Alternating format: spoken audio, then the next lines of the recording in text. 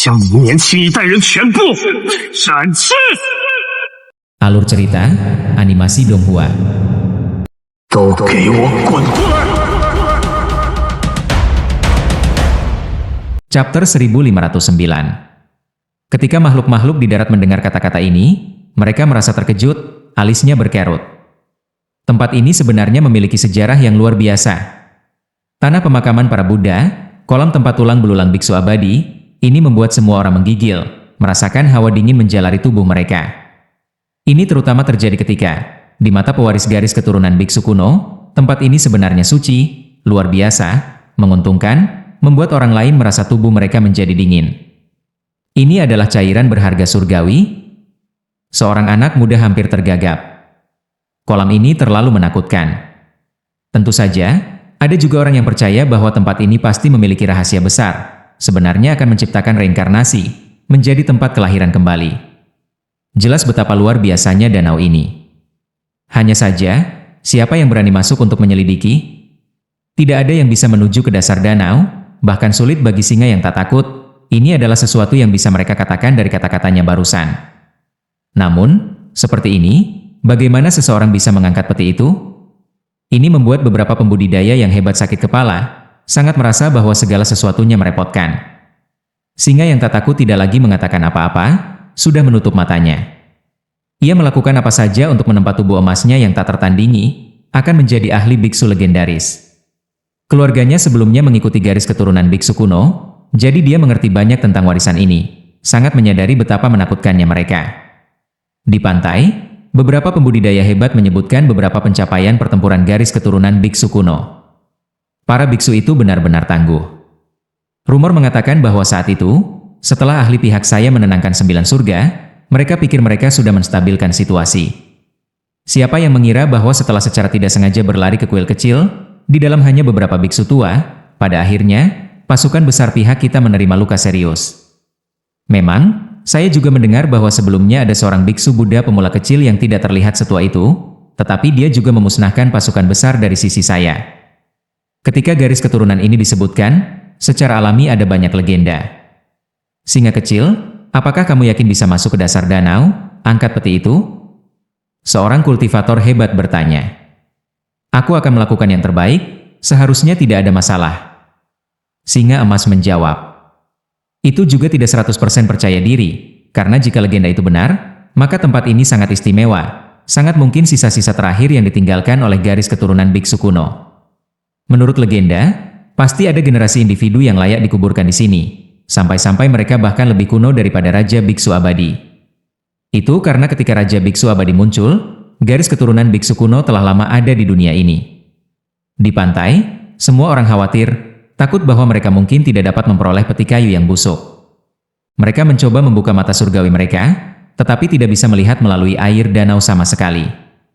Ini adalah tempat pemakaman para biksu dari generasi ke generasi, di mana tulang-tulang mereka dikubur, itu bukan tempat yang bisa mereka lihat. Adapun kehendak surgawi dan bentuk persepsi lainnya, mereka bahkan tidak bisa mengintip, benar-benar melahap begitu mereka mendekati danau.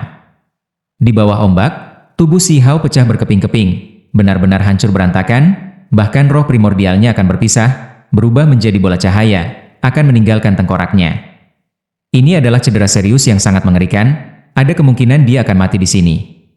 Meskipun dia melawan dengan semua yang dia miliki, kekuatan air danau ini terlalu besar, akan menghancurkannya sepenuhnya, mengubahnya menjadi energi esensi, menjadi bagian dari air danau. Pada saat ini, Si Hao mengembangkan jenis perasaan yang mengerikan. Mungkinkah air danau ini diciptakan justru dari penguraian para ahli yang tak terhitung jumlahnya? Jika ini masalahnya, maka itu benar-benar sedikit menakutkan. Dia melepaskan raungan rendah. Tulang depannya benar-benar terbelah, air danau mengalir masuk, terus-menerus menimbulkan luka serius pada roh primordialnya. Banyak retakan muncul, cahaya warna-warni apalagi naik. Jika ini terus berlanjut, dia akan mengikuti jejak para pembudidaya muda itu. Semangat primordialnya akan menguap, menjadi hujan cahaya. Ada gumpalan aneh kekuatan hidup di dalam tubuhnya yang menahan gelombang kekuatan ini, tetapi itu tidak cukup kuat, tidak dapat membebaskannya dari jenis krisis besar ini. Kumpulkan untukku. Si Hao meraung marah. Tubuhnya yang patah dikumpulkan dengan paksa, dipasang kembali dengan metode Dewa Willow. Dia berjuang di bawah air, ingin memulihkan diri. Terobos, ini saatnya. Si Hao berkata dengan tenang.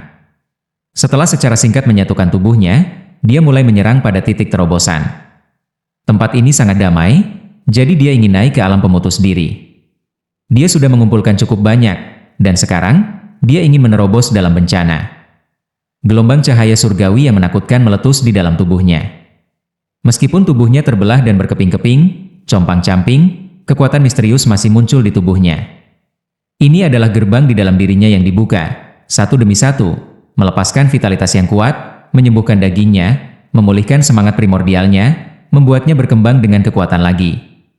Namun, justru karena kemunculan gerbang-gerbang inilah yang menyebabkan air danau yang semakin deras menerjang. Di dasar danau, ada kekuatan emas yang melonjak, langsung menghancurkan Si Hao, bahkan lebih serius daripada mencabik-cabiknya. Ini adalah cedera serius.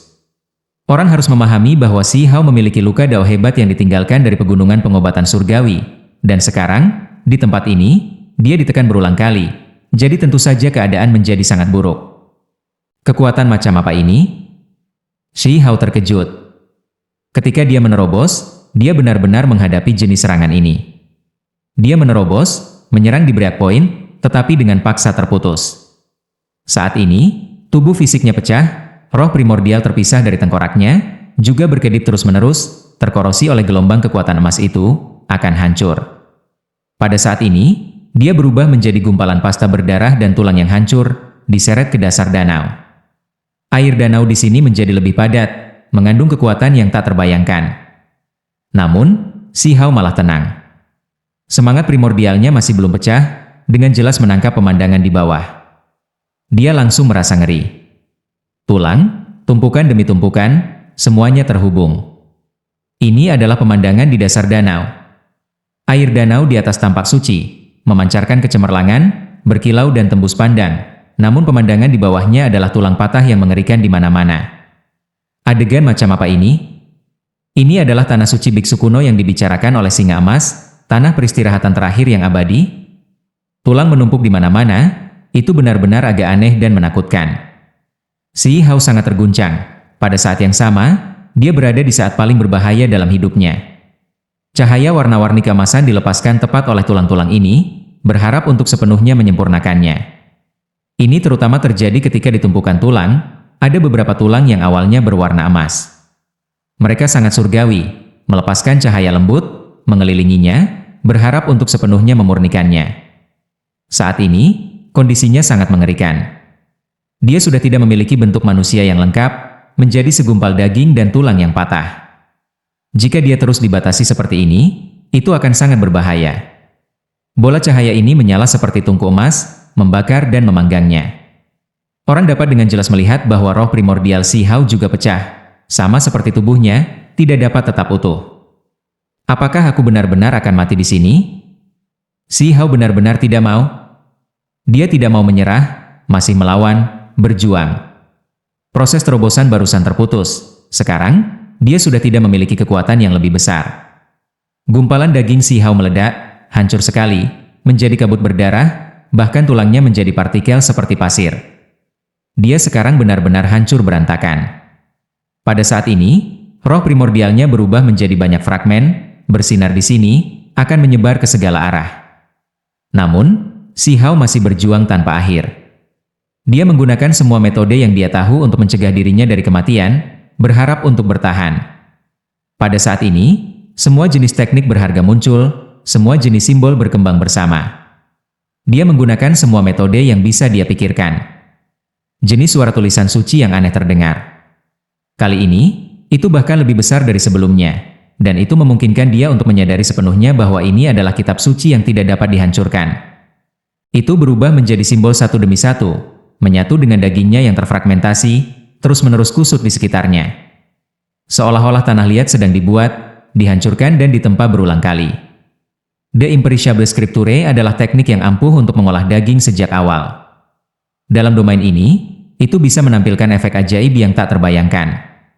Setelah ditempa ratusan hingga ribuan kali, gumpalan daging itu benar-benar mulai menggeliat, mulai tumbuh lagi. Pada akhirnya, itu mengambil penampilan tubuh lagi. Tulangnya juga tumbuh, menyambung kembali. Sebuah tubuh mulai mengembun sekali lagi. Si Hao ingin berteriak, ingin mengaum. Meskipun dagingnya telah diciptakan kembali, perlahan pulih, roh primordialnya tidak seberuntung itu. Masih berkeping-keping, mungkin hancur berkeping-keping. Kitab suci yang tidak dapat dihancurkan dikenal sebagai metode hebat yang tak tertandingi. Di masa lalu dikenal sebagai salah satu dari 3 kitab suci kuno yang paling kuat. Satu-satunya hal yang disayangkan adalah bahwa roh primordial tidak dapat diperbaiki, atau itu akan menjadi nomor 1 di bawah langit. Tanpa ragu, dalam hal mengolah daging, ini adalah kitab suci nomor 1. Itu memungkinkan daging Si Hao ditempa kembali, muncul kembali. Namun, roh primordial akan terus terfragmentasi, masih di jalan menghilang.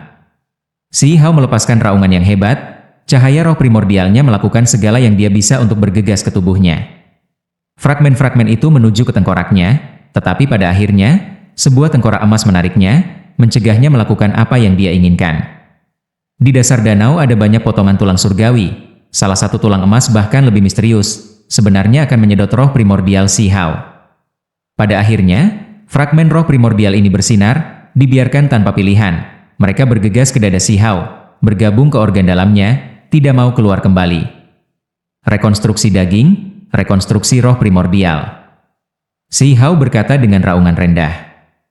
Dia berharap untuk menerobos, berubah di sini. The Imperishable Scripture beroperasi, menyembuhkan tubuhnya yang terluka, memadatkan tubuh yang kuat dan tidak dapat binasa. Selama proses ini, tubuhnya juga mengalami proses yang aneh. Di dalam organ dalamnya, seolah-olah sebuah istana misterius terbentuk, menguduskan fragmen roh primordial. Chapter 1510. Daging mengambil bentuk, direkonstruksi. Ini adalah proses yang sulit. Ketika dihadapkan dengan kekuatan air yang menakutkan, kitab suci Si Hao yang tidak dapat dihancurkan menunjukkan kegunaan yang luar biasa. Hanya, selama proses ini, roh primordial yang bergegas bergabung dengan organ dalamnya. Di dalam tubuhnya, 5 jeroannya bersinar, menjadi tidak jelas, membentuk 5 istana, melindungi roh primordialnya. Itu karena kekuatan korosi eksternal masih ada, merusak dagingnya, menghancurkan roh primordialnya.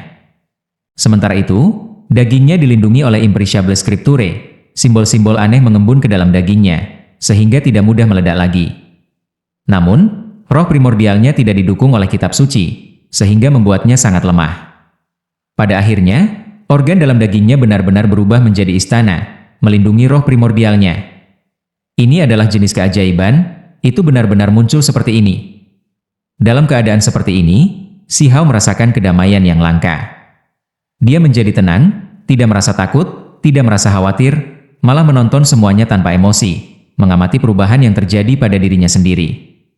Selalu ada jenis pepatah di dunia kultivasi, yang menyatakan bahwa makhluk hidup, selain dari kehidupan aslinya, memiliki 5 kehidupan lagi, sesuai dengan 5 elemen dunia. Namun, mereka sangat sulit untuk benar-benar diaktifkan. Biasanya berbicara, ketika makhluk dibunuh, maka mereka akan mati, tidak ada yang tak terduga akan terjadi. Hanya dalam kasus-kasus khusus seseorang, bahkan setelah benar-benar mati, masih hidup pada akhirnya, bahkan dalam kasus ketika jiwa dihancurkan. Inilah tepatnya masalah 5 kehidupan yang dibicarakan semua orang. Misalnya, ada beberapa yang bisa menjalani kehidupan kedua. Ini juga karena salah satu dari 5 kehidupan mengambil alih. Dari ini dapat memulihkan kekuatan muda seseorang, membangun kehidupan yang sama sekali baru. 5 kehidupan, bersama dengan kehidupan utama, secara total, berarti bahwa seseorang sebenarnya memiliki 6 kehidupan, memungkinkan seseorang untuk hidup selama 6 generasi.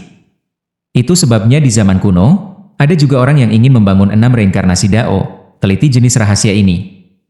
Jenis rahasia ini tidak diragukan lagi sangat rumit, tak terbayangkan.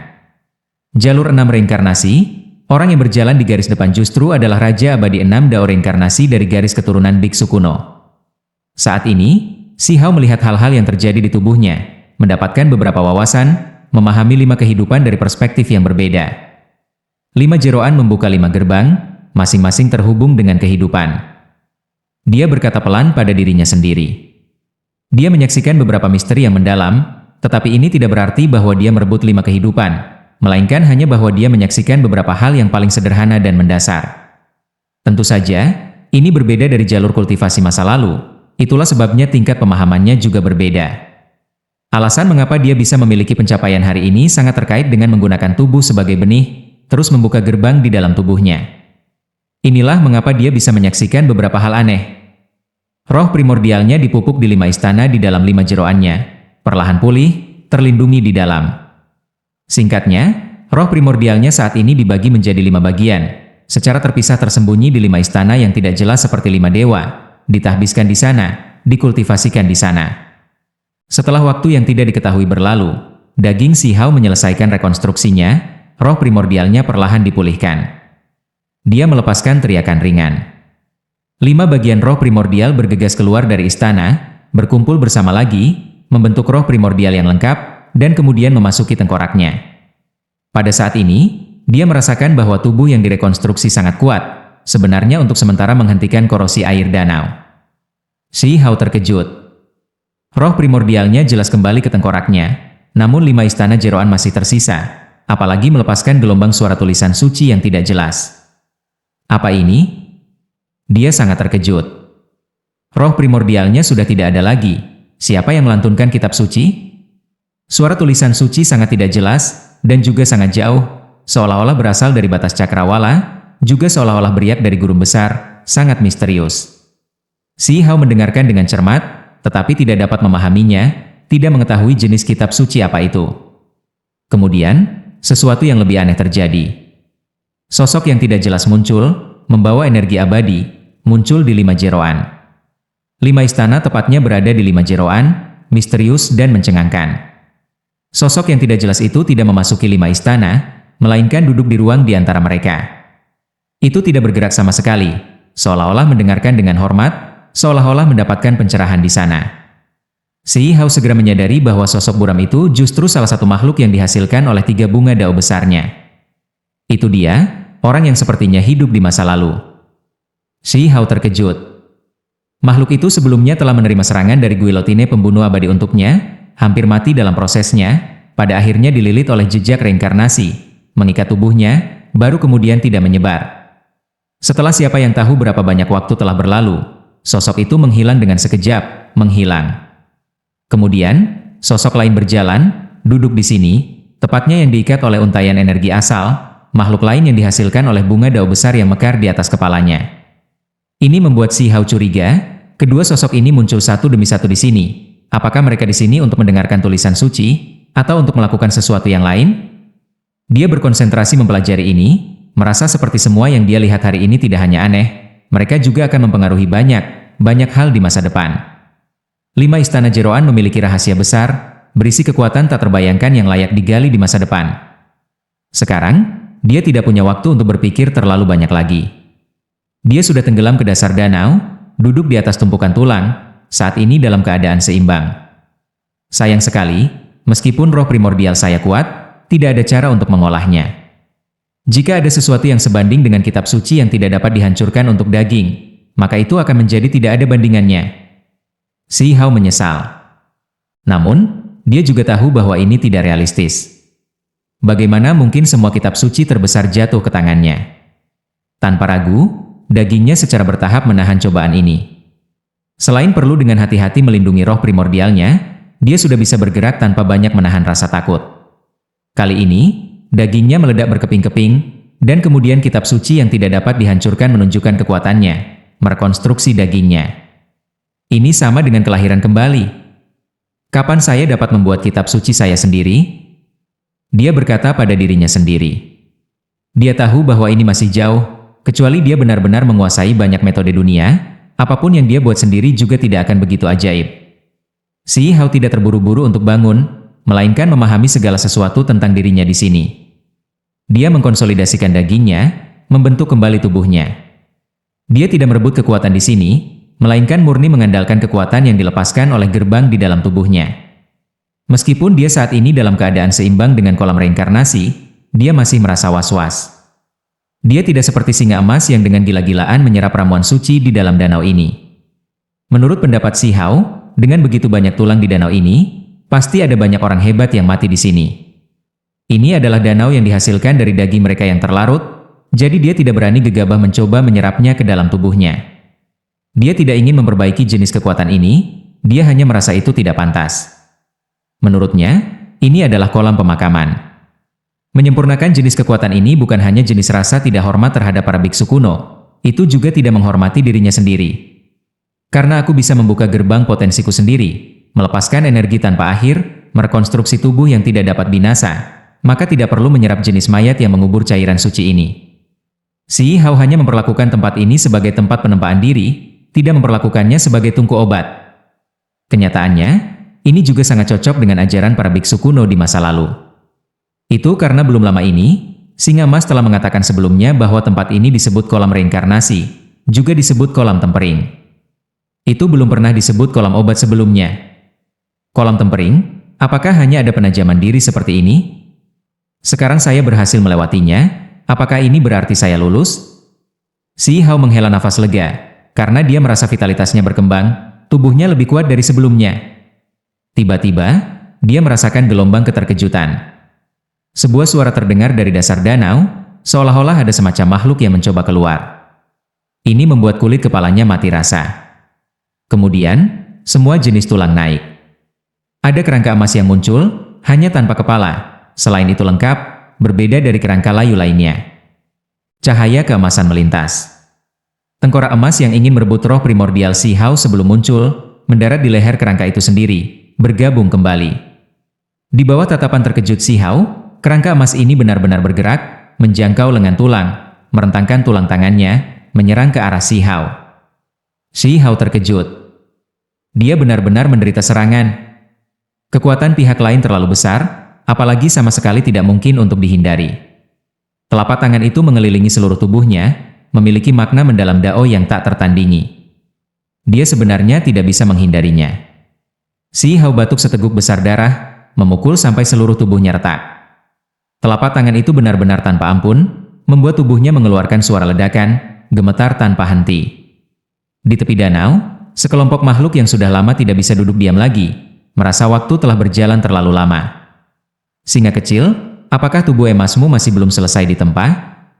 Seorang kultivator hebat bertanya dengan tidak sabar. Segera, tubuh emasku yang tak tertandingi akan segera ditempa. Kata singa takut, penuh percaya diri, menunjukkan penghinaan terhadap dunia di bawah langit. Kemudian, dia berbicara dan berkata, "Namun, para senior, tolong jangan khawatir. Segera, saya akan turun dan mengangkat peti kayu yang busuk itu." "Apakah kamu yakin bisa melakukannya?" Seseorang bertanya. Saya merasa perombakan tubuh emas itu luar biasa. Segera, saya akan menuju ke dasar danau untuk menanggung cobaan dan pembaptisan 18 tamparan Buddha kuno, semakin menyempurnakan tubuh emas saya. Saya kemudian akan membawa peti kayu busuk itu kembali ke permukaan di sepanjang jalan. Singa emas menjawab. Lanjut di video chapter berikutnya. Terima kasih.